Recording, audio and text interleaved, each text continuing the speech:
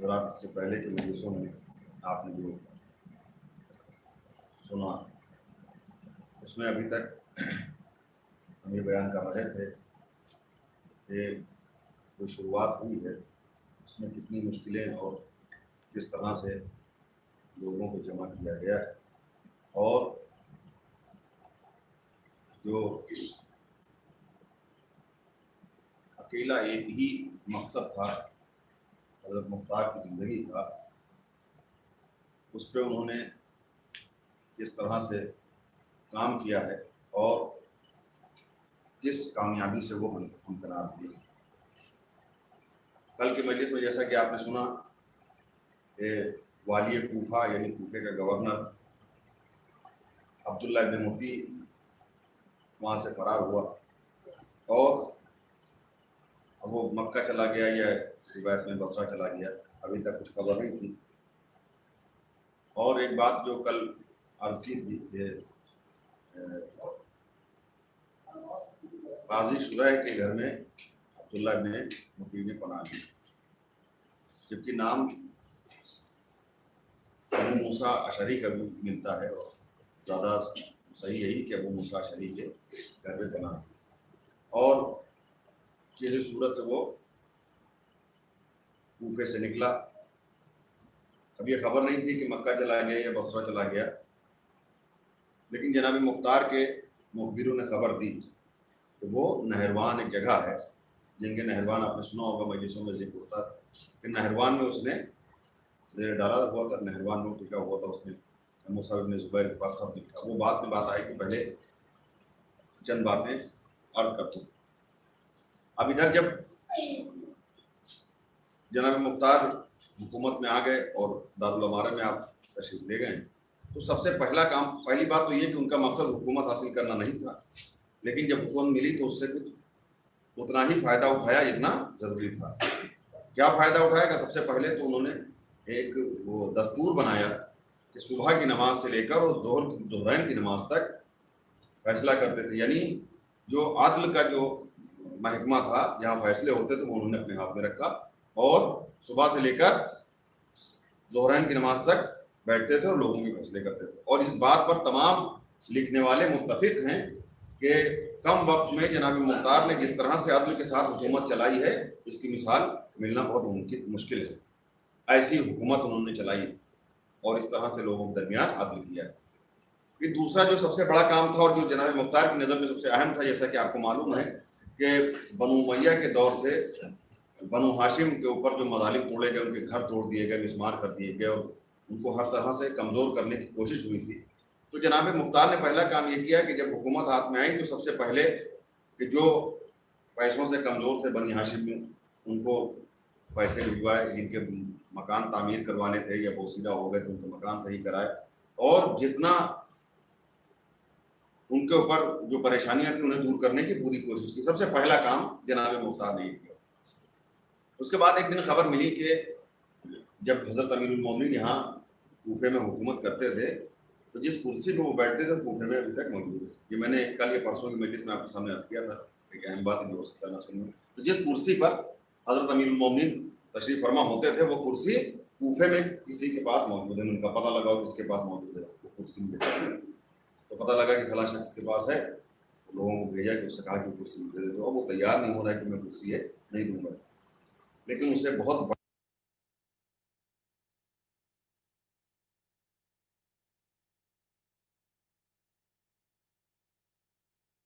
رکھ کے آپ ایک تابوت یا ایک صندوق بنایا گیا، اور اس صندوق میں کرسی کو رکھ کے اور اس میں چاندی کا تالا لگایا گیا، اور اسے مسجد جامعہ میں اس تابوت کو رکھ دیا گیا، اور وہ کرسی کوفے کے جو اہل بیت کے جو چاہنے والے تھے ان کی نگاہ میں بڑی محترم، اور روایات میں ہے کہ جب لشکر بھیجتے تھے تو وہ تابوت بھی ساتھ میں بھیجتے تھے، وہ بکسا صندوق جس میں وہ کرسی موجود تھی، وہ کرسی جناب ابراہیم کے ساتھ ساتھ لشکر کے ساتھ بھی چلتی تھی۔ تو یہ اس کرسی کا اتنا احترام ہے جس پر امیر المومنین بیٹھتے ہوں جناب مختار کی نگاہ میں، تو ذرا سوچیے کہ اہل بیت رسول کا کتنا احترام ہوگا اور کیا عقیدت رہی ہوگی۔ जिस कुर्सी पे सुना कि कुछ दिन अमीरुल मोमिनीन बैठे हैं, उस कुर्सी का उन्होंने इतना एहतराम किया और उसको बहुत मुंहमांगी रकम दे के खरीदा है। अलगरज वो कुर्सी आ गई और वो जामा मस्जिद में रख दी गई, और फिर वो जब लश्कर जाता था तो साथ में वो कुर्सी भी जाती थी। अब मुखबिरों ने खबर दी कि अब्दुल्ला इब्न मुती यहाँ से भाग के नहरवान में जाके पनाह लिए हुए। नहरवान एक शहर और जंग नहरवान के नाम से एक मौलाए कायनात की जंगों में से एक जंग भी है जिसे जंग नहरवान कहते हैं। तो वो एक जगह का नाम है, शहर। तो पता लगा कि ये वो नहरवान में है और उसने खत लिखा है मुसा इब्न जुबैर के पास और उससे मदद मांगी है और एक लश्कर तैयार हो रहा। ये बात जैसे जनाब मुख्तार ने सुनी, फौरन जनाब इब्राहिम से जाके बुलाया, उनसे कहा कि ऐसा मामला। वो फौरन तैयार हुए कि मैं जाके अब्दुल्ला इब्न मुती देखता हूँ क्या मामला है। वो ये काम मेरे सिपुर्द कर दी थी।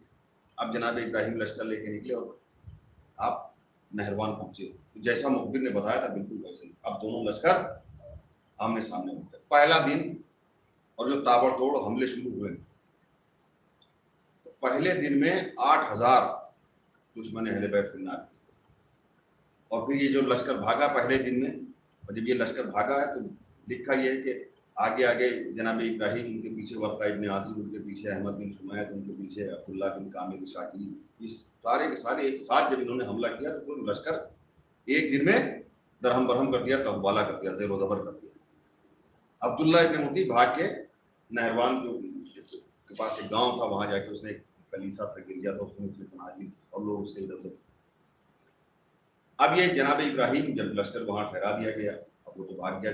जब गिनती हुई तो 8,000 इन लोगों ने फिन्नार किए और बाकी उसके पास जो उसने अपने सिपाही गिने तो वो 6,000।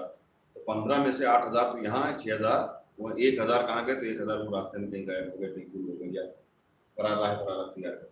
तो उसने एक जुमला कहा वहां पर अब्दुल्ला इब्न मुती कि अली तो है नहीं, मौजूद है नहीं, फिर इतनी जबरदस्त जंग कौन कर रहा है? ऐसी जंग तो खाली वही किया करते थे, वो तो है नहीं, फिर इतनी जबरदस्त जंग की सुबह से लेकर शाम तक आधे से ज्यादा लश्कर खत्म कर दिया। तो उसी के लश्कर वाले बता रहे हैं कि अली तो मौजूद नहीं, लेकिन अली का शागिर्द तो मौजूद है। यानी इब्राहिम इब्न मालिक अश्तर के बारे में कि अली का शागिर्द तो वहां पर मौजूद है। ये जज्बा था। और ये कई जगह पर इन्होंने फखरिया कहा भी है कि मुझे अली ने तलवार दी। ये ना समझिए कि जुल्फ़िकार दी थी, जैसे आदमी शागिर्द होते हैं उनको कुछ सिखाता है, उसके बाद कोई उस्ताद उन्होंने अपना कलम दे दिया खुश होके, या अपनी कोई किताब दे दी कि हाँ ये तुमसे खुश होके, तो ये कहा करते थे कि मुझे अली ने तलवार दी। तो क्या कैसे जंगजू रहेंगे, कैसे जंग जाबाज और कैसे बेहतरीन सिपाही रहे होंगे। अलगरज में एक दिन में वो लश्कर तहवाला हो गया। अब अब्दुल्ला इब्न मुती कलीसा में ठहरा हुआ, उसने वहां से खत लिखा मुसा इब्न जुबैर के पास कि यहाँ ऐसे ऐसे हालात बन गए, लिहाजा तुम जितनी जल्दी हो सके वहां से आ जाओ और इब्राहिम मुझे घिरे हुए। अच्छा, इनका लश्कर जहाँ मतलब पड़ाव डाला था, तो जहाँ पहले जमाने में लश्कर जाते थे तो खैमा और ये सारी चीजें, कनात वगैरह सब, खाने पकाने का सामान सब साथ में होता था कि पता नहीं कितने दिन रुकना पड़े, कहाँ रुकना पड़े, किस तरह किस जगह पर रुकना पड़े। तो सारा सामान इनका साथ में था। लश्कर ने पड़ाव डाल दिया लश्कर ने। तो अब ये था, ये भी खतरा था कि कोई लश्कर रात में आके शबकून न मार दे। शबकून मारने कहते हैं कि रात में जब छोटे छोटे टोले बना के और अचानक हमला कर देते थे रात में, उसे कहते थे शबकून मारना। तो कहा ऐसा ना हो कि कहीं शबकून मार दे आके कोई लश्कर। तो इसलिए जनाब इब्राहिम लश्कर की पहरेदारी कर रहे थे कि चारों तरफ घूम रहे थे कि एक आदमी नजर पड़ा। वो आदमी मतलब बड़े बड़े बाल उसके, और वो रेशमी लिबास पहने हुए और जुन्नार कमर में लगाए हुए और सर पे टोपी रखे हुए। तो जनाब इब्राहिम ने बुलाया कि इतनी रात में ये आदमी यहाँ क्या कर रहा है, लश्कर के आसपास क्या कर रहा है। वो आदमी बुला के आया, उससे पूछा कि क्या मामला, तू यहाँ क्यों आया? तो वो खामोश खड़ा, ये सवाल पूछते जाने वो बोल नहीं रहा। तो इन्होंने पूछा कि तू गूंगा है कि बहरा है, क्या मामला, तू बोलता है? तो उसने रूमी जबान में बोलना शुरू किया। तो जनाब मुख्तार ने फिर पूछा कि भाई कोई ऐसा है कि जो रूमी जबान जानता हो, किससे बात करे आगे? तो सासा इब्न अब्दुल्ला एक सिपाही थे जनाब मुख्तार के लश्कर में, उन्होंने कहा मुझे आती है। वो आके उन्होंने बात करनी थी। तो उसने बताया कि मैं अंताकिया का रहने वाला हूँ। अंताकिया एक शहर जगह, मैं अंताकिया का रहने वाला हूँ और मैं आया था और रास्ता बंद हो गया, कश्तियाँ सब मुसा इब्न जुबैर ने कब्जा कर ली, मैं जाना चाहता था और दुनिया भर की बातें उसने बताई। तो और सवाल शुरू हुए। तो उसने पूछा ये बताओ तुम लोग यहाँ कैसे? तब इन्होंने बताया कि हम मुसअब इब्न ज़ुबैर के मुकाबला करने के लिए। कहा मामला क्या है, तुम्हारा सरदार कौन है? कहा हमारा सरदार मुख्तार इब्न अबू उबैदा सक़फ़ी। किस लिए जंग हो रही है? कहा हम नबी के नवासों को जिन लोगों ने कत्ल किया था, शहीद किया था, उससे इंतकाम लेने किया। अब वो जब वो सुना तो उसको थोड़ा सा चौंका। जब वो चौंका तो उसने कहा कि मैंने भी अपनी किताबों में पढ़ा है, यानी तौरात और इंजील वगैरह में पढ़ा है कि आखिरी ज़माने में पैगंबर आएगा तो वो अदल इंसाफ की तरफ बुलाएगा, नेकियों की हिदायत करेगा, बुराइयों से दूर करेगा लोगों को, अदल इंसाफ का हुक्म देगा और बहुत सखी होगा, करीम होगा और बेहतरीन तालीमात देगा। लेकिन उसके जाने के बाद उसकी उम्मत उसकी बताई हुई तालीम को नजरअंदाज कर देगी और उसकी बेटी के बेटे को कत्ल कर देगी। वो क्या करे, वो अंताकिया वाला वो अपने किताबों में पढ़ के तो उस पैगंबर की बेटी के बेटों को उसकी उम्मत बेदर्दी से शहीद कर देगी। इसके बाद बनु सकीफ में एक इंसान होगा कि जो खड़ा होगा और इसका बदला लेगा और वो एक को, और उसने बताया कि तकरीबन 1 लाख लोगों को इस जुर्म में वो फना के घाट उतारेगा। तो जब इन्होंने बताया कि मेरा सरदार मुख्तार इब्न अबू उबैदा सक़फ़ी है तो बिल्कुल वो समझ गया कि हाँ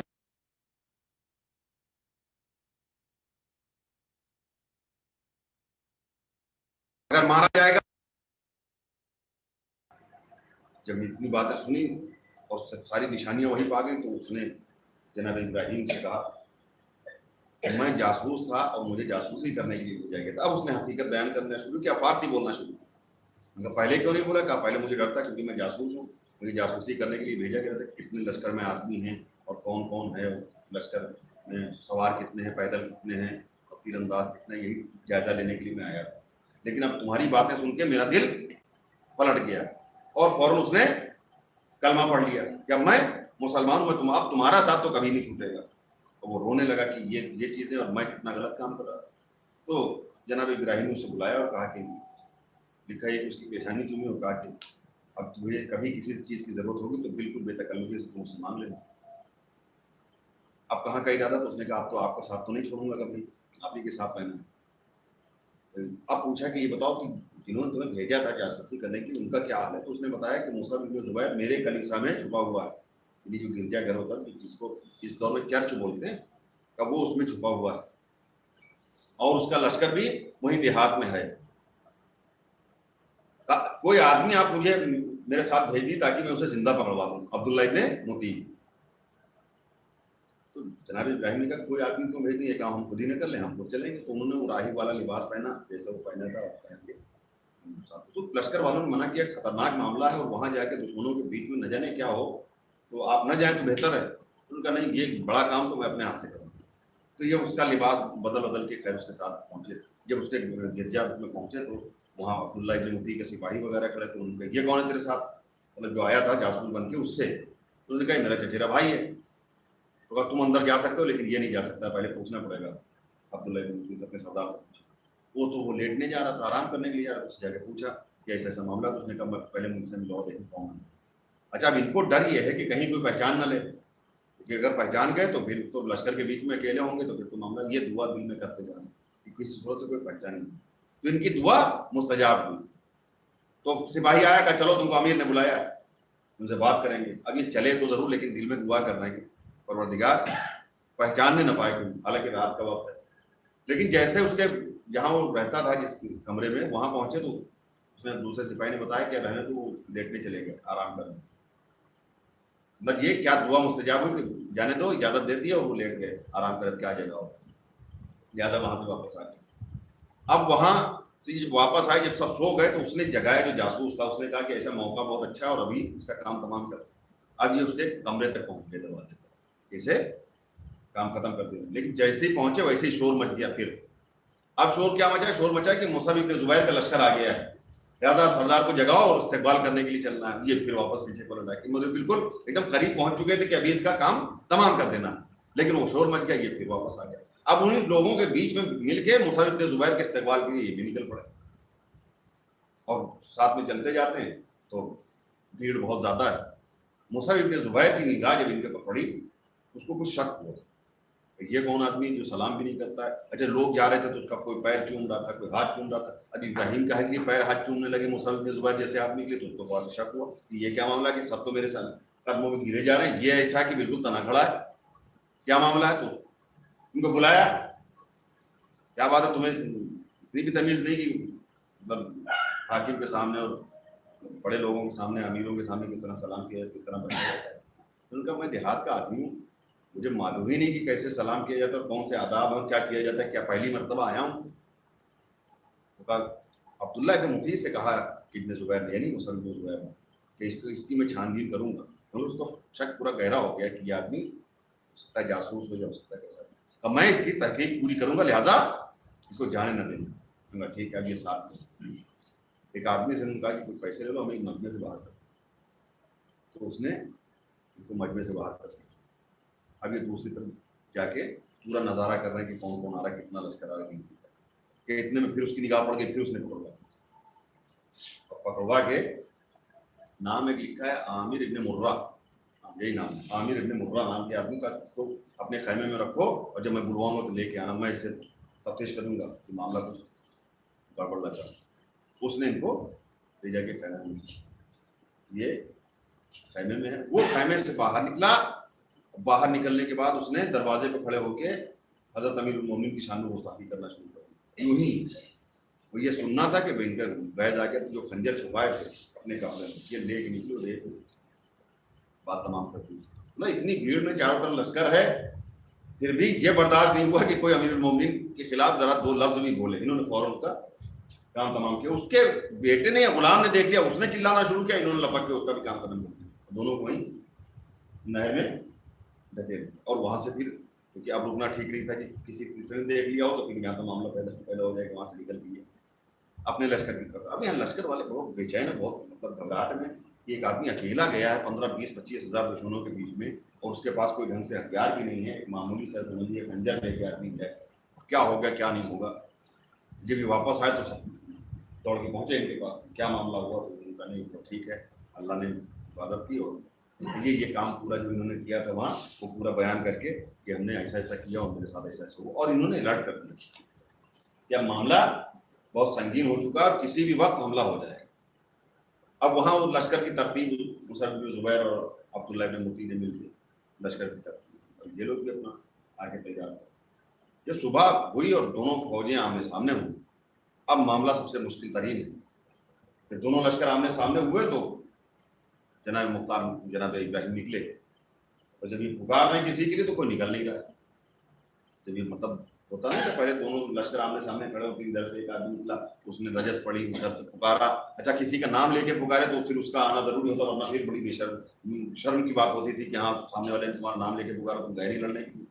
تو انہوں نے نام نہیں لیا, یہ چاروں طرف پکار رہے ہیں کہ بھائی کسی کو مقابلے میں بھیجو, لیکن ادھر سب کو سانپ سن گا, وہ سب خاموش بیٹھے, کون چلا گیا. ابراہیم پکار رہے ہیں, ان کی پکار کے کون چلا گیا. سب جانتے تھے کہ کتنے زبردست تلوار کے دھمی ہیں, کتنا بہترین ان کا انداز ہے. جب کوئی نہیں نکلا تو انہوں نے کہا اکٹھا حملہ کر دو سب کے اوپر. جب کوئی نکل نہیں رہا تو پھر ایک ساتھ, تو پھر جتنے سردار تھے بن شمید بن کامل ورقہ ابن عازب جتنے تھے سب نے اکٹھا شروع ہوئی. اور حالت یہ تھی کہ لشکر قدم اپنے جما نہیں پا رہا. اور پہلے حملے میں علمدار لشکر جو مخالف فوج تھی مصعب بن زبیر کی, پہلے حملے میں اس کے علمدار کو مارا اور اس کا علم جو ہے وہ تہس نہس کر دیا. اچھا جب علم سر نیکو ہو گیا تو فوج کے تو ویسے ہی ہاتھ پیر ڈھیلے ہو جاتے ہیں, قدم اکھڑنے لگتے ہیں. مطلب اس کی میں نے خود پڑھی ہے کہ وہ روایت کہ اتنے لوگ ایک دن میں تہتے ہو گئے کہ لوگوں نے شمار کرنا پھر چھوڑ دیا کہ اب کہاں تک گنتی گرے گی, کہاں تک جوڑیں گے, کون کون مر گیا, کون کون ختم ہو. شام ہو گئی, پہلے دن جنگ تمام ہوئی, نکارہ بجا سے ہوتے اپنے اب کل کیا ہو, کل کا کیا معاملہ ہے کہ حالات اتنے سنگین ہو چکے ہیں, اب کیسے آگے بڑھے گی. تو وہ تیاری ہو گئی. اب جب دوسرا دن آیا, جب دونوں لشکر پھر آمنے سامنے آئے تو جناب ابراہیم پھر نکلے. سب سے پہلے شروعات انہیں سے ہونی تھی. اب یہ نکلتے تو یہ پکارنا شروع کرتے ہیں کہ کوئی ہے جو آئے, کوئی ہے جو آئے. اچھا ان کا ایک ہی مقصد تھا کہ دونوں بڑوں میں سے کوئی ایک نکل گیا ہے, مصعب بن زبیر نکل گیا ہے یا عبداللہ ابن مطیع نکل گیا ہے. دونوں بڑوں میں سے کوئی ایک مل جائے, اس کا کام تمام کر دیا جائے تو کچھ معاملہ ہلکا ہو، کیونکہ جب سردار نہیں رہے گا تو پھر لشکر کا کیا، اس کو تو کبھی بھی ادھر سے ادھر کر دیں گے۔ دو لوگوں کے اوپر پوری نگاہ ہے، کیونکہ ایک سپاہی کو مارنا الگ بات اور سردار کو مارنا یہ الگ بات ہوتی ہے۔ تو اب وہ نکلے، تو جب انہوں نے پکارا تو مصعب ابن زبیر نے عبداللہ ابن مطیع سے کہا یہ بتا تو مرد ہے کہ عورت ہے؟ کیوں؟ ایک آدمی اتنی دیر سے نام لے لے کے پکار رہا ہے، تیری مطلب غیرت کیسے گوارا کر رہی کہ تو سن رہا ہے؟ اچھا وہ خود نہیں آنا چاہ رہے ہیں، خود اپنے آپ کا مطلب مردانگی ثابت نہیں کر رہے ہیں۔ عبداللہ ابن مطیع کو میں حکم دیتا ہوں جا۔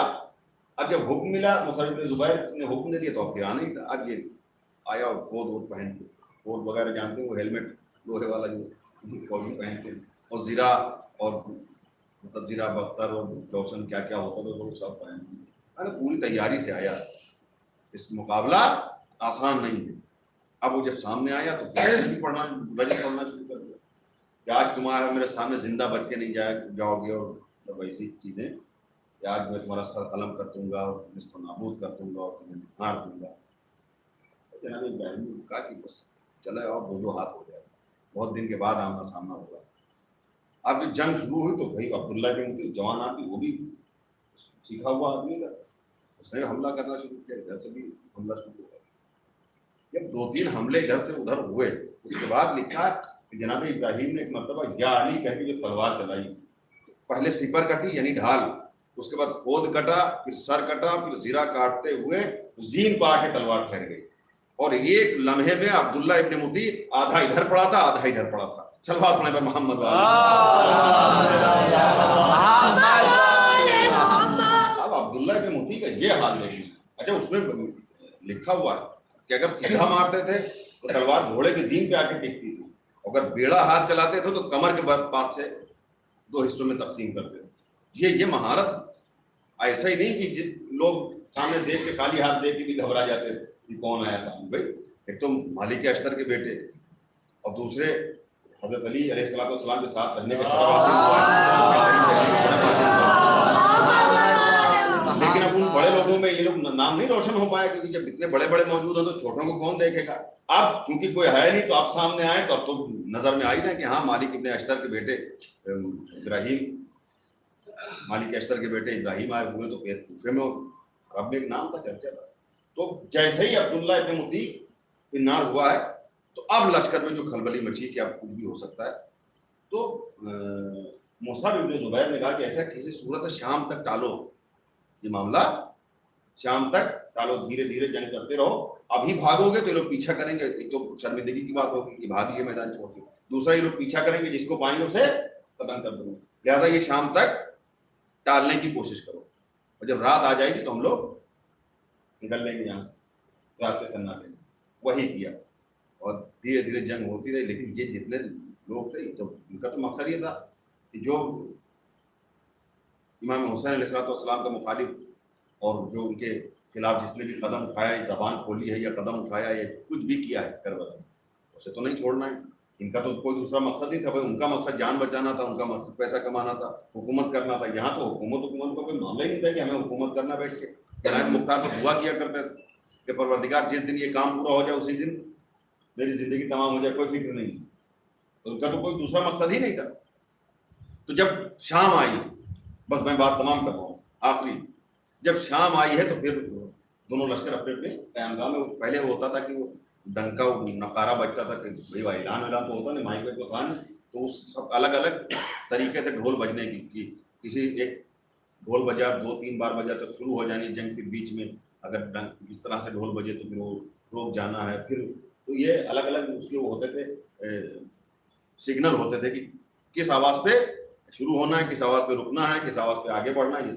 تو شام میں وہ جنگ بندی کا نقارہ تبر بج گیا، جنگ رک گئی۔ اب سب اپنے اپنے لشکر سے، جب رات میں جنگ روکی جاتی تھی تو بہت سی ایسی جنگیں ہیں ہوئی ہیں کہ جو رات میں بھی نہیں رکی، وہ مسلسل چلی ہیں 24 گھنٹے اور چلتی رہیں، لیکن عموماً یہ ہوتا تھا کہ صبح دونوں لشکر آمنے سامنے آتے تھے اور پھر جنگ شروع ہوتی تھی، پھر شام کو سورج ڈھلتے ہی جنگ روک دی جاتی تھی، پھر اپنے اپنے جو قتل ہوئے ہیں ان کو آدمی اٹھا کے لے کے جاتا تھا، بالکل सिकुड़ते खा के जो भी करना होता था करता था, और फिर जो मतलब घायल हुए उनकी मलहम पट्टी होती थी, ये सारा काम, फिर सारी चीज़ें फिर दुरुस्त की जाती थी, अगले दिन फिर आते थे, ये इस तरह से जंग होती थी।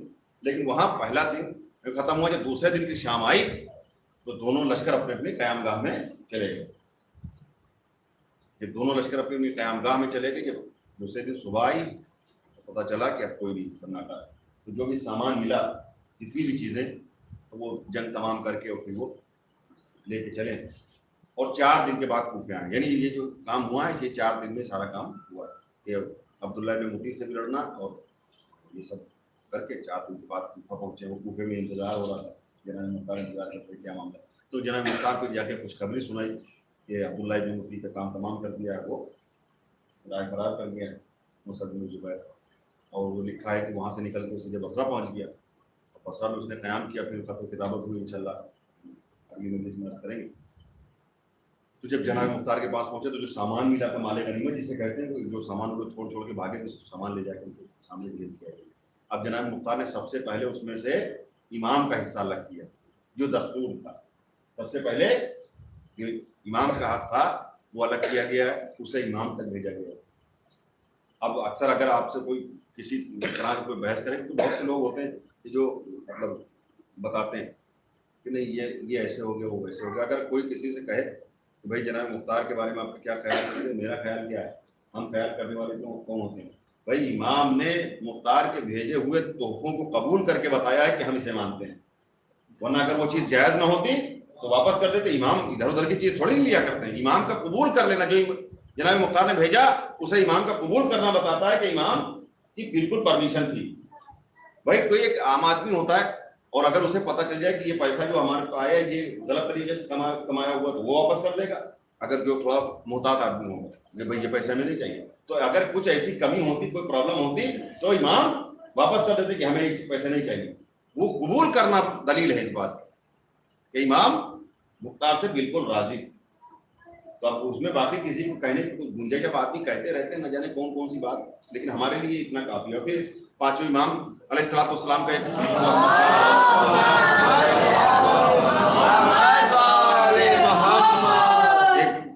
रिवायत मिलती है कि आप फरमाते हैं कि मुख्तार को कभी बुरा न कहना मना किया इमाम ने। क्यों? क्योंकि मुख्तार ने हमारे लिए बहुत कुछ किया है।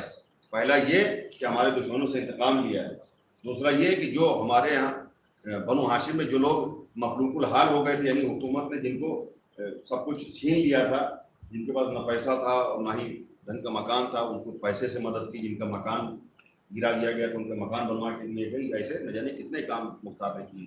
लिहाजा कभी उनको उनके बारे में गलत ख्याल भी नहीं आना चाहिए। इमाम ने मना कर दिया तो इमाम ने मना कर दिया, तो आप हम हो या आप हो या कोई हो, कितना भी पढ़ा लिखा काबिल क्यों ना हो, होता रहे। इमाम मना कर रहे हैं जिस काम से, तो बात खत्म हो गई, फिर तो कोई बात उठनी नहीं चाहिए।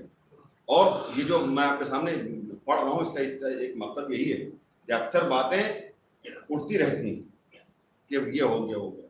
हमारे लिए इमाम का एक कौल काफ़ी है कि इमाम ने मना कर दिया तो मना कर दिया। जब इमाम राजी न होते तो इमाम को जो चीज़ें भेजी थी वो लेते थे, उनका लेना इस बात की दलील है कि वो इमाम राजी।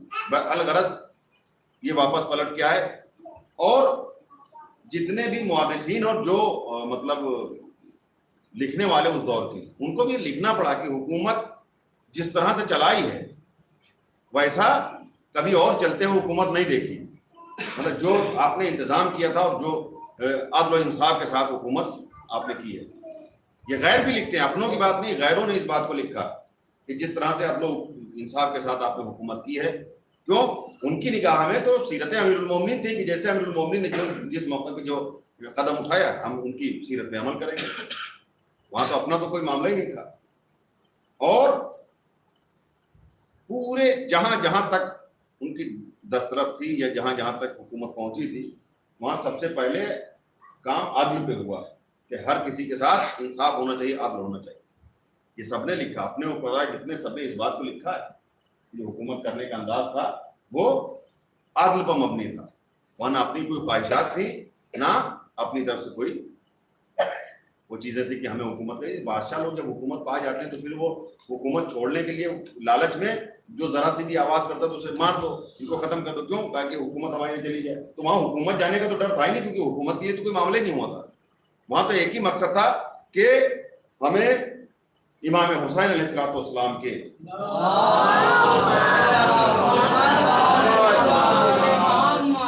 دشمنوں سے, ان کے اوپر ظلم کرنے والوں سے انتقام لینا, اور وہ کام کر کے دکھایا. مختصر سی حکومت کی مدت ہے, اور اس مختصر سی مدت میں جتنے بڑے بڑے کام کی حکومت میں ہوئے ہیں, آج تک کوئی حاکم اس طرح کا نہیں گزرا ہے. میں معصومین کی بات نہیں کر رہا ہوں, لیکن جو عام طور سے حاکم ہوتے ہیں, تو کسی شہر کا حاکم اور کسی ملک کا حاکم, ایسا کوئی نہیں گزرا کہ جس نے اتنی عدل کے ساتھ, اس خوبصورتی کے ساتھ حکومت. یہ ان کا جذبہ تھا, یہ ان کی محبت تھی اہل بیت رسول سے, یہ ان کی محبت تھی کربلا والوں سے, ان کی محبت تھی آل رسول اور فرزند خاتون جنت سے, کہ زندگی کی ایک ایک سانس اسی میں صرف کر دی کہ جس نے حسین کو اذیت دی ہے, ہم اسے کسی بھی لمحہ معاف نہیں کر سکتے, کسی بھی حال میں اسے معاف نہیں کیا جائے. اس میں کوئی اپنا ہو, پرایا ہو, کوئی رشتہ دار ہی کیوں نہ ہو, قریب کا دوست ہی کیوں نہ ہو, لیکن جس نے حسین کے خلاف قدم اٹھایا ہے, جس نے ہمارے سید و سردار کو ستایا ہے, ان کو تکلیف پہنچائی, اسے کسی حال میں نظر انداز نہیں کیا جائے. یہ جذبہ اب آپ اندازہ لگائیے کہ جب کربلا کے بعد میں یہ جذبہ ہے لوگوں کے دل میں, جو چاہنے والے ہیں, جو ان کے وفادار ہیں, ان کے دلوں میں یہ جذبہ ہے. جو کربلا میں حسین کے اصحاب و انصار موجود ہوں, ان کے دلوں میں کیسا جذبہ رہا ہوگا حسین کے لیے, ان کے اندر کیا جوش رہا ہوگا اپنے سید و سردار کے لیے. اور